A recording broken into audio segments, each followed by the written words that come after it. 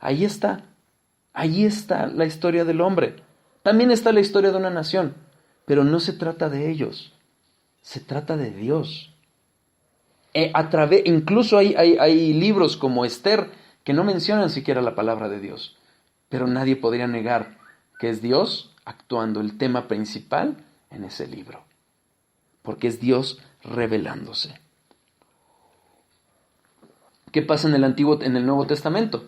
Bueno, en el Nuevo Testamento es la revelación del Hijo. Pero si nosotros vemos en Juan 5:39, yo se los leo. Juan 5:39, dice la palabra de Dios: escudriñad las Escrituras, porque a vosotros os parece que en ellas tenéis la vida eterna, y ellas son las que dan testimonio de mí. Jesucristo hablando. Realmente, si nosotros estudiamos bien la Biblia, y si Dios quiere lo haremos, vamos a ver cómo en el Antiguo Testamento Jesucristo está. Y ahí está, en tipos, en las propias ceremonias, en los sacrificios de corderos, ahí está Cristo. Ahí está. Realmente toda la Biblia habla de Cristo. Pero haciendo un pequeño paréntesis, no se trata de Abraham era riquísimo. No, hombre, eso no tiene nada que ver. Es Dios ahí. Dios está ahí. Entonces, pero, ¿qué pasa en el Nuevo Testamento? En el Nuevo Testamento viene la revelación expresa. Entonces ya conocemos al Hijo, al Mesías, al ungido, al que debía de venir, su vida, su mensaje, el entendimiento de sus obras, de lo que él vivió, cómo lo vivió, por qué lo vivió, la culminación y su regreso. ¿Cómo va a regresar? El Nuevo Testamento nos habla de Cristo. Es la revelación del Hijo. En el Antiguo, el Padre, Dios mismo se está revelando, y en el Nuevo revela a su Hijo. Al Mesías al que iba a llegar, al que habrá de llegar a reinar. El Mesías prometido a la creación. Tampoco aquí vemos la historia de la iglesia o la historia del hombre restaurado. Sí, también está ahí. Pero no se trata de nosotros, se trata de Dios. Y más aún, de su Hijo. ¿Qué sucede? En ambos casos, Antiguo y Nuevo Testamento, es Dios hablando. Es Dios el centro. La Biblia, hermanos, no es un manual de vida. No es un manual de vida. Es la historia de Dios. Dios es el centro. ¿Que derivado de ello podemos aprender cosas para nuestra vida? Claro que sí. Pero no es un manual de vida.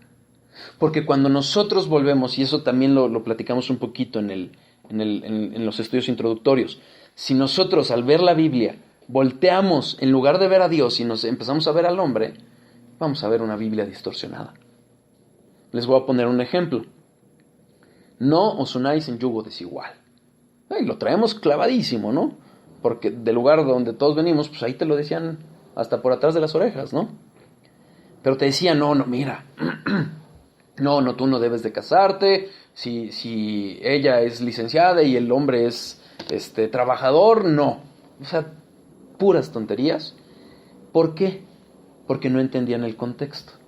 Si uno lee el contexto, Dios está advirtiendo que no debe de adorar ni el pueblo de Dios con un pueblo pagano.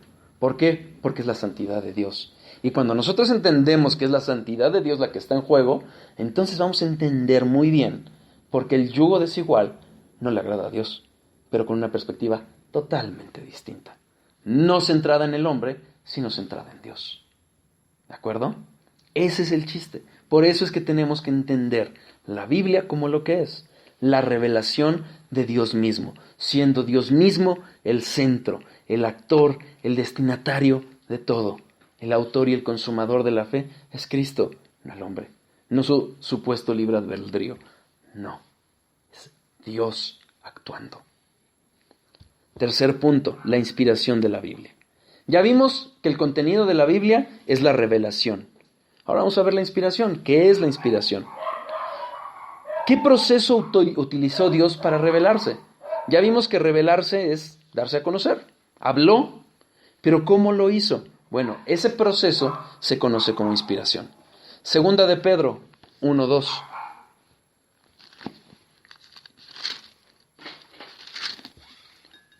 No, 1:20, perdón.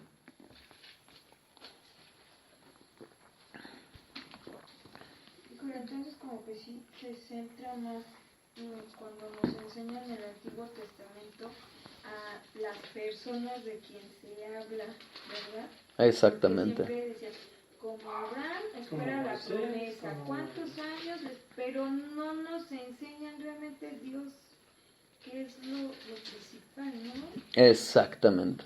Sí. De repente parece que es más importante ser hijo de Abraham que hijo de Dios. Y seguir el consejo de Abraham. Y seguir, exactamente. Y el ejemplo de Abraham. Les voy a poner un ejemplo muy sencillito. David y Goliat. En las iglesias antropocéntricas, es decir, donde el hombre es el centro, ¿quién es David? Nosotros. Y nosotros tenemos que vencer al pecado. No, mi hermano, nosotros somos Saúl, metidos acobardados del pecado. Y Cristo es el que vence el pecado. Porque si no, ¿dónde está Cristo?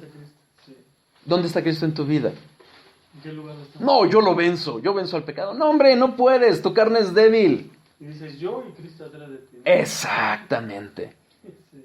Esa es la clave de entender lo que es la Biblia. Y de que es Dios y se trata de Dios. Quienes tuvieron oportunidad de ir al Congreso, bueno, pues escucharon la predicación de la soberanía. Durísima. Pero nos dio mucha luz a este respecto. ¿Sí van a vender esos discos, verdad? Sí. Segunda de Pedro 1:20. Segunda de Pedro 1:20 dice: entendiendo primero esto, que ninguna profecía de la Escritura es de interpretación privada. Vamos, muy bien. Profecía. Bueno, en este término es más amplio que nada más hablar de revelaciones o previsiones de un futuro. Se refiere a un mensaje. Se refiere más a lo que es un mensaje genérico.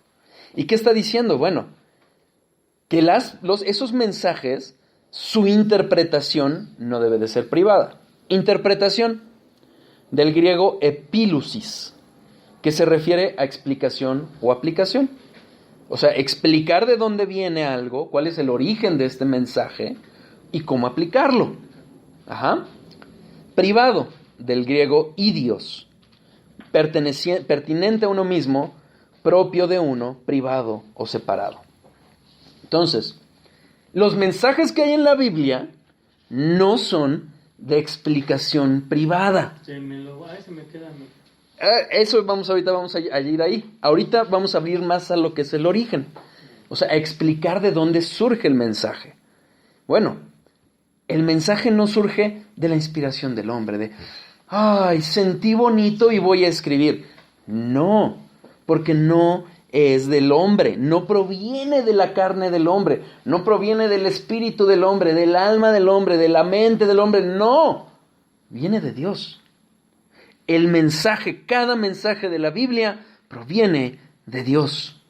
No son hombres inspirados, iluminados o genios religiosos. No, son hombres que fueron usados por Dios para ser ese instrumento para revelar su voluntad. Ningún mensaje proviene del corazón del hombre, porque el corazón del hombre es engañoso. Pero vamos al siguiente versículo, el 21. Porque nunca la profecía fue traída por voluntad humana, sino que los santos hombres de Dios hablaron siendo inspirados por el Espíritu Santo. Bueno, ¿qué dice aquí? Porque nunca estos mensajes fue traído por voluntad humana. No es de que, Señor, háblame ahorita porque yo quiero dar un mensaje. Bueno, o sea, ahorita sí, porque ya tenemos la Biblia. Pero a los que no tenían, los que estaban siendo inspirados, no. Fue Dios que los usó y dijo, te voy a usar y ven para acá. Nos escogió, justamente. A nosotros también nos escogió, nada más que a los que revelaron la Biblia, a los que fueron el instrumento de Dios para revelar la Biblia, los usó específicamente para eso. A nosotros ya no nos va a usar para revelar, para traer nuevas revelaciones, no. A nosotros nos ilumina a través de la palabra, pero no nos revela nuevas, ¿ok? Pero sí somos escogidos. Esto lo reitera, esta frase del 21. Nunca la profecía fue traída por voluntad humana. No lo fue. Es lo que estábamos diciendo hace rato. No es del hombre, es de Dios. Los santos hombres de Dios, inspirados por el Espíritu Santo. Aquí inspirar, para que vean lo importante que es el griego, no hablo griego, yo uso un diccionario, pero ahí vamos. Inspirar, feromenoi. En un Nuevo Testamento interlineal, en el que trae lo que es la palabra griega, o sea, cómo está en griego, y además abajo trae lo que es la traducción más apegada, o literal, lo traduce como siendo llevados. Esta inspiración a esto se refiere, siendo llevados. Fero es un verbo que significa soportar, llevar adelante, transmitir, producir, llevar. Si nosotros lo podemos imaginar, pensemos en un barco. En un barco en el que no tiene motor, sino simplemente es llevado por el espíritu, por el aire, hacia un destino. A eso se refiere este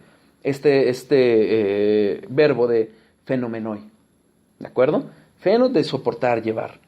Es decir, no fue que el hombre fuera llevando ese barco, no, sino que el Espíritu de Dios fue el que llevó, nos inspiró a estos hombres a un determinado lugar, a una forma de expresar la voluntad de Dios.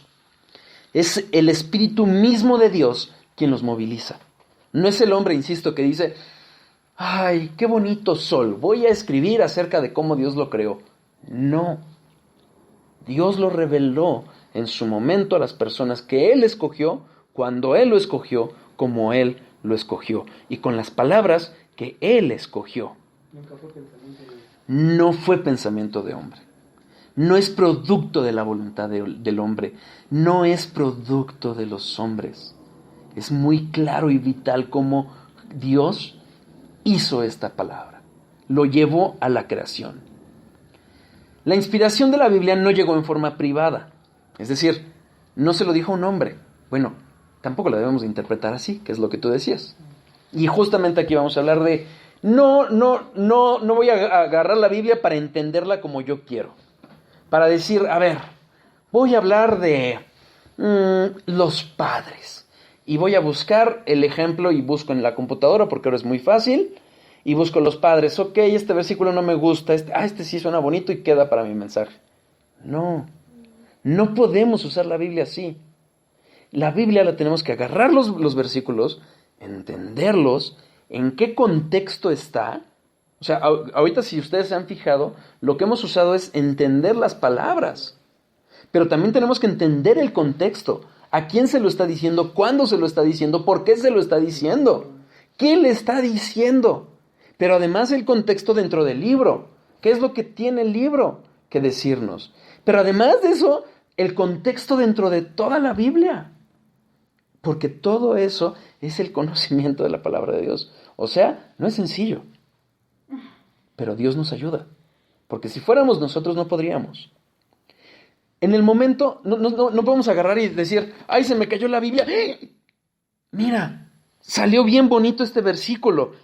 Y me habla y hasta me hizo sentir bonito. No.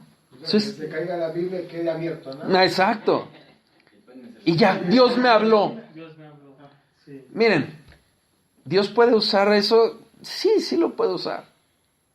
Si usó un burro para hablarnos a nosotros, si usó a esas personas para sacarnos de ahí, que no use algo así, es posible. Pero usarlo como sistema, Y me sirve a mí. a ver, reuníos pueblos y seréis quebrantados. Voy a salir a predicar. No, hombre, no podemos hacer eso.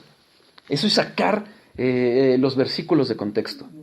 Obviamente eso de Dios me dijo, Dios me mostró. No, vamos a ver qué Dios está diciendo.